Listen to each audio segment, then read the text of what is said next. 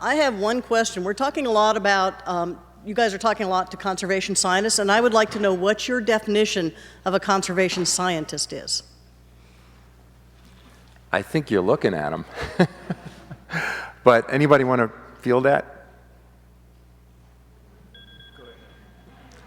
You know, I think my personal bias is anyone that's involved in the profession of conservation science and is supporting the mission of the society that we belong to, which we're about the science and practice of conserving life on Earth. So that's my personal bias, but that's because I've been a member of SCB for many years now. Anybody else want to contribute? I think that the key is the notion of focusing on the conservation of life on Earth and biodiversity. There's lots of fields of science, important fields, but have a different focus. But I think Dominic hit the nail on the head when he made reference to the conservation of life on Earth. David, you want to say something as our social scientist up here? Yeah, you know, science to me is figuring out how the world works. It's something we absolutely need to know. And Director Ashe was talking about the importance of people's beliefs. And knowledge, of course, and beliefs are not necessarily the same thing, and there's always been much conflict in society about that.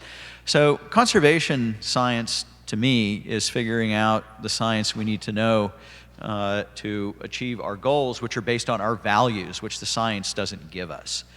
We care about biodiversity. We have a connection to it. We believe it's important. We want to continue to share the planet with our co-voyagers. So, you know, we have to always, I think, be cognizant of our own values and what moves us, because that's really how we touch other people and get them to care about how the world works. And maybe if they care enough, they're willing to give up some of their beliefs that are not knowledge-based for beliefs which are knowledge-based. Director Ashe, do you want to chime in from Fish and Wildlife Service perspective? I saw you shaking your head. Okay. Next up at the mic. Yes, sir. This is a question for Director Ashe. Hope it's a softball question to a point. It's on the issue of feral cats. And we sent a letter to the SCB, and several other organizations sent a letter to the Wildlife Service on feral cats and feral cat colonies in and around wildlife refuge. And I want to know, how's the service doing on that, and how they're putting a policy together? Thank you.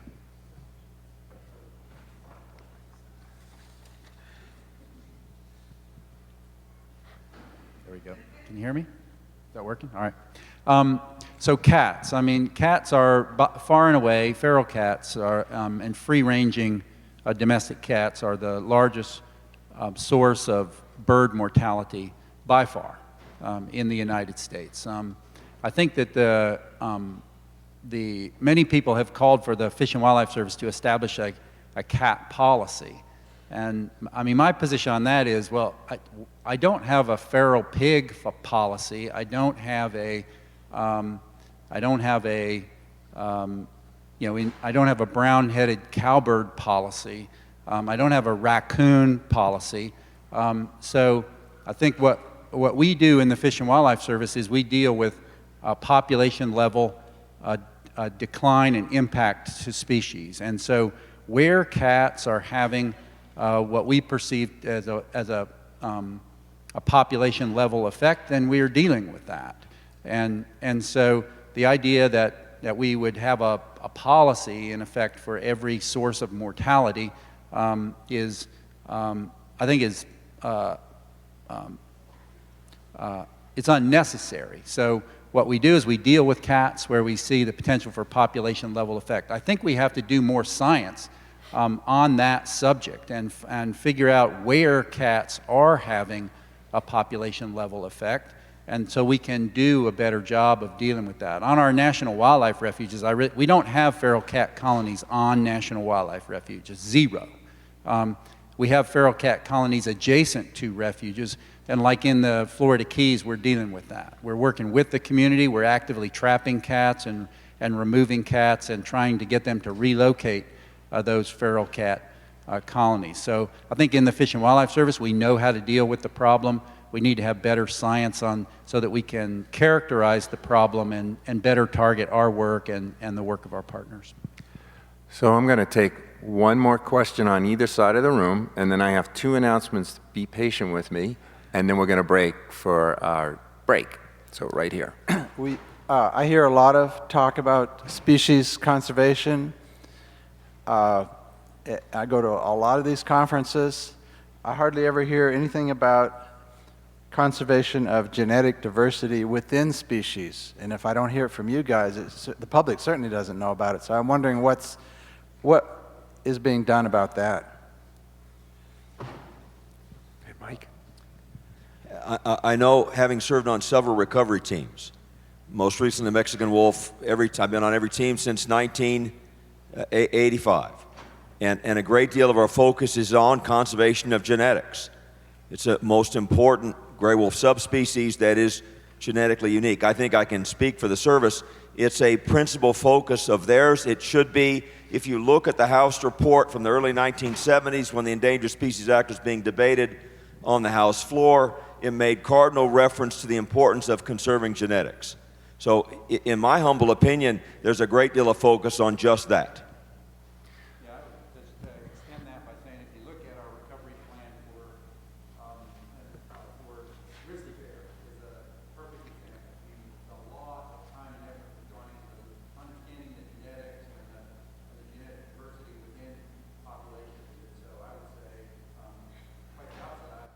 In some cases, I think we focus too much on genetics because it's way down in the weeds. And but very Okay, one last question, and please come to the UC Commons for further discussion. But you've got the last question. Thanks to all the panelists. I was interested in hearing from the two elected officials.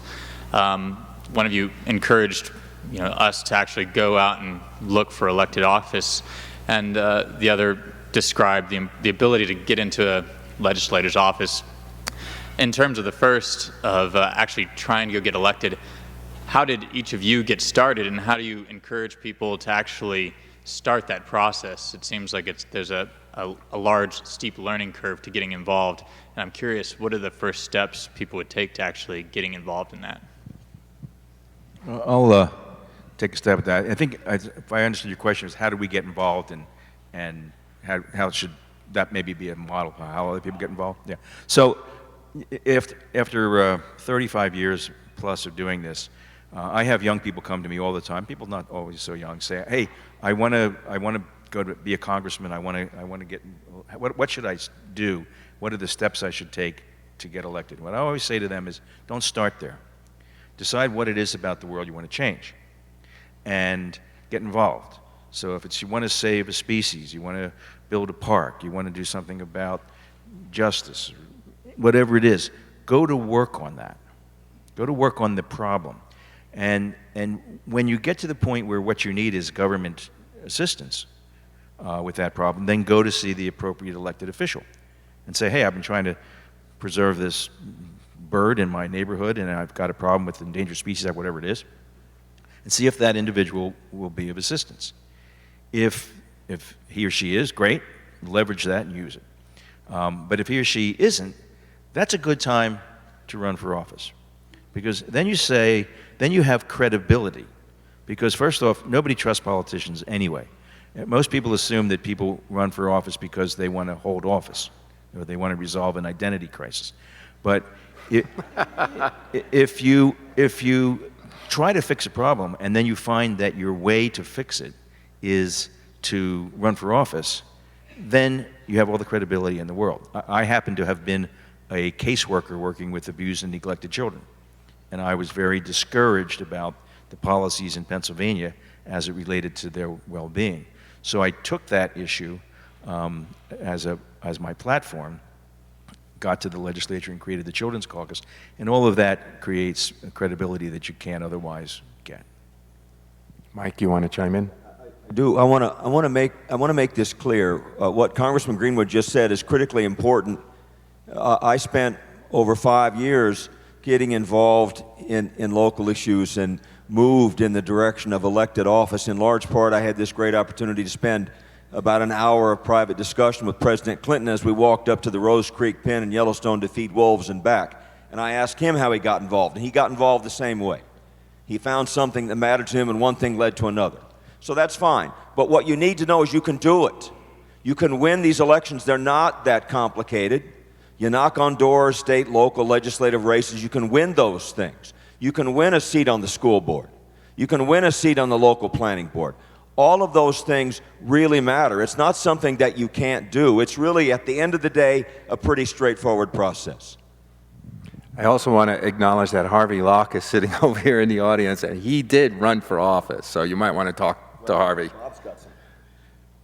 Yeah, I'd just comment. I didn't in my wildest nightmares ever think I was going to be involved in politics. But I got involved through some environmental issues, and back in 1981, I believe it was, there was a high school teachers strike here in Missoula. It was a very nasty affair, and I got involved in that at a hearing of the school board where they walked off the stage before there was any public input. And I got up and said that we need to fight this issue, and I plunked $10 on the stage, and all of a sudden we had $3,000, and I called Dan Kemmis, who was an attorney but also was a local legislator, and said, what do I do with this bag full of money? And went down Become to a politician, right? Down to his office the next morning, and we were successful in a lawsuit.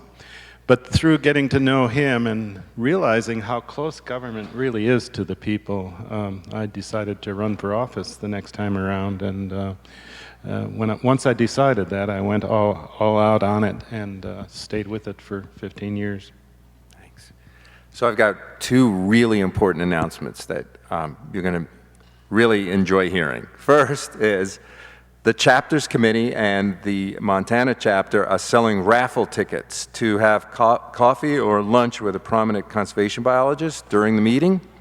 And all the proceeds go to support the chapters, and you can buy those raffle tickets at the exhibit hall at the Montana chapter booth. So come out and support the chapters. It's a really good cause, and the drawings are occurring tonight and Tuesday night.